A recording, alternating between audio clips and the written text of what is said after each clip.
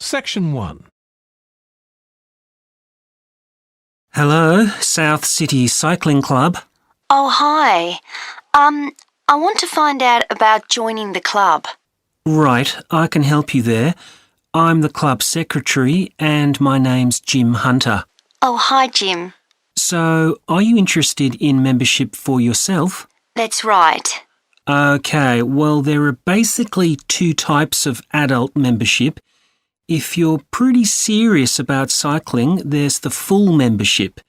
That costs $260, and that covers you not just for ordinary cycling, but also for races, both here in the city and also in other parts of Australia. Right.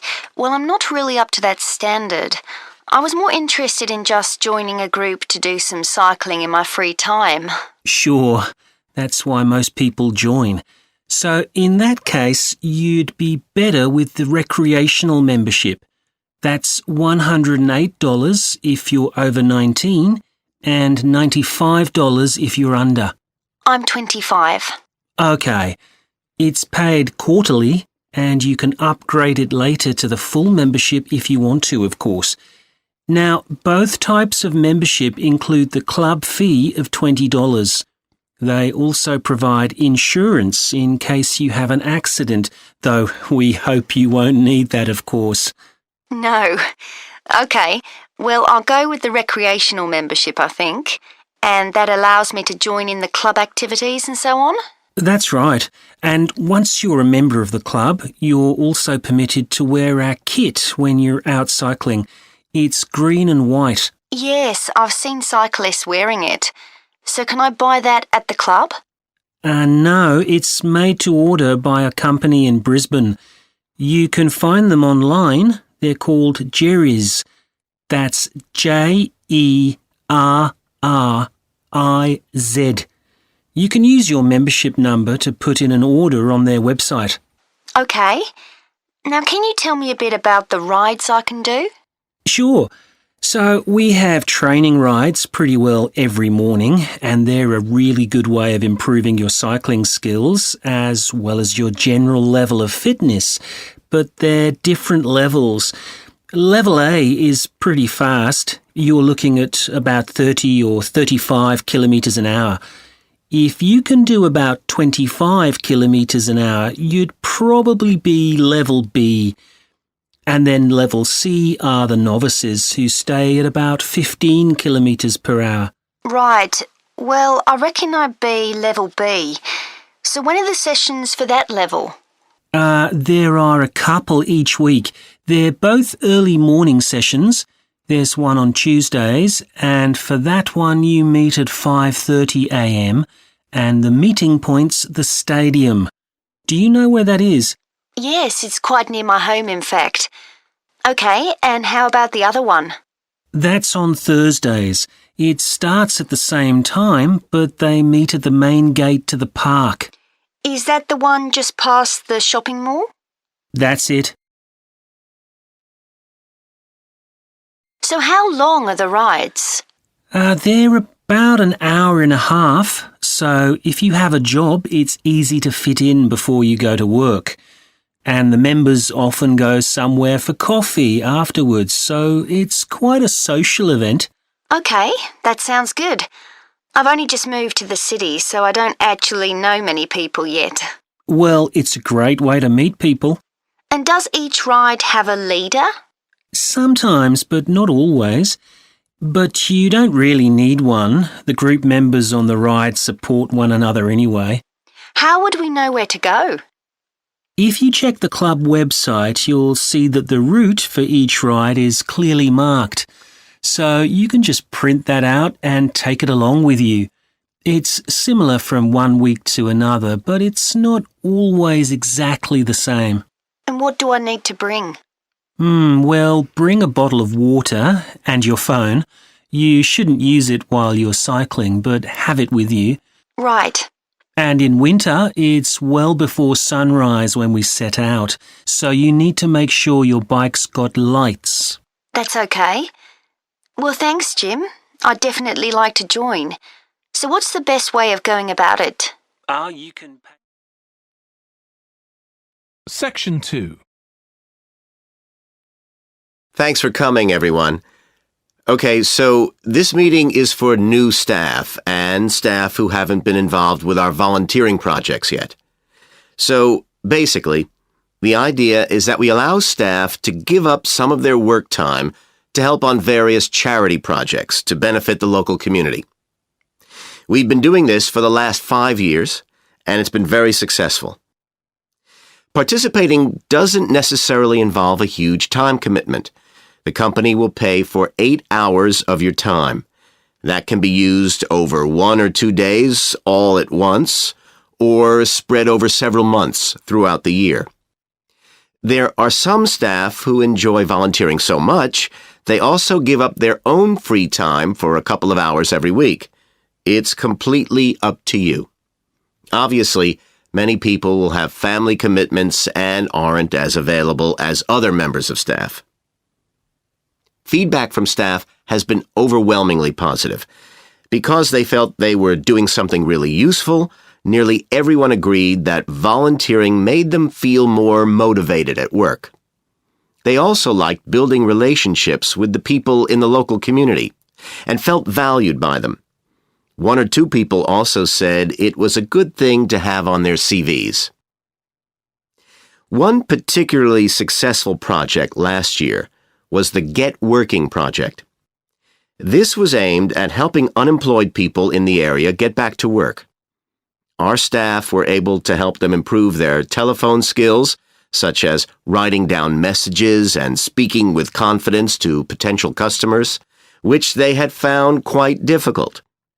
This is something many employers look for in job applicants, and something we all do without even thinking about every day at work.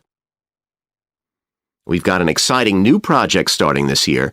Up until now, we've mainly focused on projects to do with education and training. And we'll continue with our reading project in schools and our work with local charities. But we've also agreed to help out on a conservation project in Redfern Park.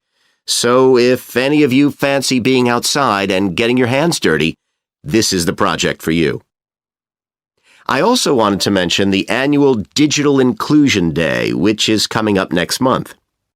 The aim of this is to help older people keep up with technology. And this year, instead of hosting the event in our own training facility, we're using the ICT suite at Hill College, as it can hold far more people. We've invited over 60 people from the Silver Age Community Center to take part, so we'll need a lot of volunteers to help with this event. If you're interested in taking part, please go to the volunteering section of our website and complete the relevant form. We won't be providing any training for this, but you'll be paired with an experienced volunteer if you've never done it before. By the way, don't forget to tell your manager about any volunteering activities you decide to do. The participants on the Digital Inclusion Day really benefited. The majority were in their 70s, though some were younger, and a few were even in their 90s. Quite a few owned both a computer and a mobile phone, but these tended to be outdated models. They generally knew how to do simple things like send texts, but weren't aware of recent developments in mobile phone technology. A few were keen to learn, but most were quite dismissive at first. They couldn't see the point of updating their skills. But that soon changed. The feedback was very positive. The really encouraging thing was that participants all said they felt much more confident about using social media to keep in touch with their grandchildren, who prefer this form of communication to phoning or sending emails. A lot of them also said playing online games would help them make new friends and keep their brains active. They weren't that impressed with being able to order their groceries online, as they liked going out to the shops, but some said it would come in handy if they were ill or the weather was really bad. One thing they asked about was using tablets for things like reading newspapers. Some people had been given tablets as presents, but had never used them. So that's something we'll make sure we include this time. Section 3. Come in, Russ. Thank you. Now, you wanted to consult me about your class presentation on nanotechnology. You're due to give it next week, aren't you? That's right, and I'm really struggling. I chose the topic because I didn't know much about it and wanted to learn more, but now I've read so much about it, in a way there's too much to say. I could talk for much longer than the 20 minutes I've been allocated. Should I assume the other students don't know much and give them a kind of general introduction? Or should I try and make them share my fascination with a particular aspect? You could do either, but you'll need to have it clear in your own mind.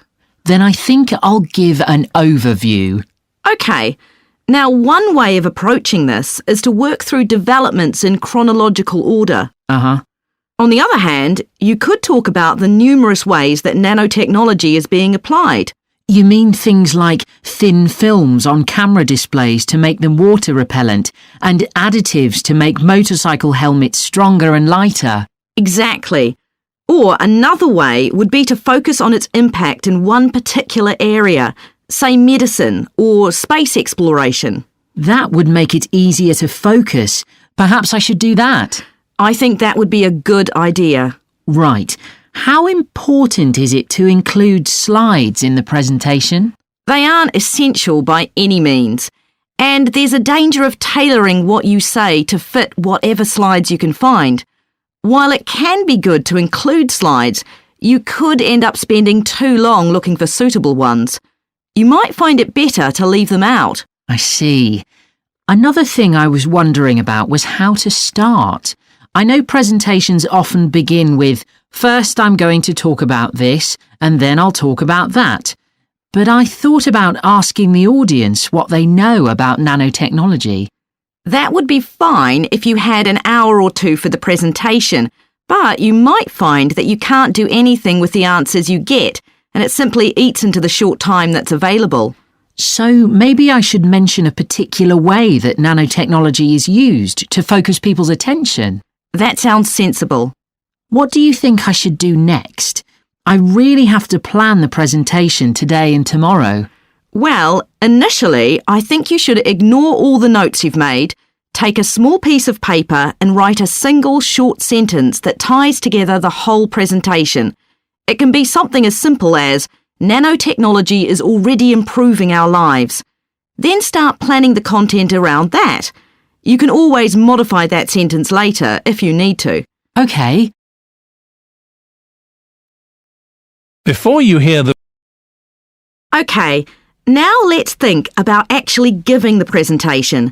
You've only given one before, if I remember correctly, about an experiment you'd been involved in. That's right. It was pretty rubbish. Let's say it was better in some respects than in others. With regard to the structure, I felt that you ended rather abruptly, without rounding it off. Be careful not to do that in next week's presentation. OK. And you made very little eye contact with the audience because you were looking down at your notes most of the time. You need to be looking at the audience and only occasionally glancing at your notes. Your body language was a little odd. Every time you showed a slide, you turned your back on the audience so you could look at it. You should have been looking at your laptop.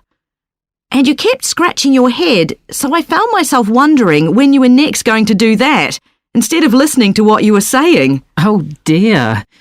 What did you think of the language? I knew that not everyone was familiar with the subject, so I tried to make it as simple as I could. Yes, that came across. You used a few words that are specific to the field, but you always explained what they meant, so the audience wouldn't have had any difficulty understanding. Uh-huh. I must say, the handouts you prepared were well thought out. They were a good summary of your presentation, which people would have been able to refer to later on, so well done on that. Thank you. Well, I hope that helps you with next week's presentation. Yes, it will. Thanks a lot. I'll look forward to seeing a big improvement then.